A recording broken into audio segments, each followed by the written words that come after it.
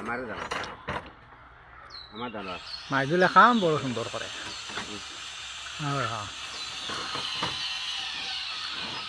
নমস্কাৰ বন্ধুসকল, কি খবৰ? ভালনে আপোনালোক ভালে আছে? ময়ো বৰ্তমান ভালে আছোঁ। তো মই বৰ্তমান আহিলোঁ চাটাৰিঙত যিবিলাক ৰড দিয়ে, চাজা ৰডবিলাক দিয়াৰ হেৰিটো আমাৰ কিছুমানে এনেকুৱা ডাইৰেক্টলি বনাই দিয়ে। মই দেখুৱাই আছোঁ বস্তু এটা। আমাক কোনোবা চাজা ৰডবিলাক এনেকুৱাকৈ দিয়ে।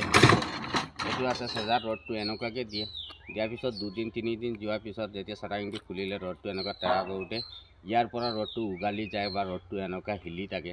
ঘটনা হৈছে এনেকুৱা দিয়াটো একচুৱেলি গলত হয়, কিন্তু আমাৰ ভুল হয়। এনেকুৱা দিয়াটো এনেকুৱা দিব নালাগে, কিয় চাজাখনত লোড থাকে, লোডটো ধৰি ৰাখিব পৰাকৈ দিব লাগে। কিন্তু বৰ্তমান চিষ্টেমটো মই এনেকুৱাকৈ ওলাইছোঁ।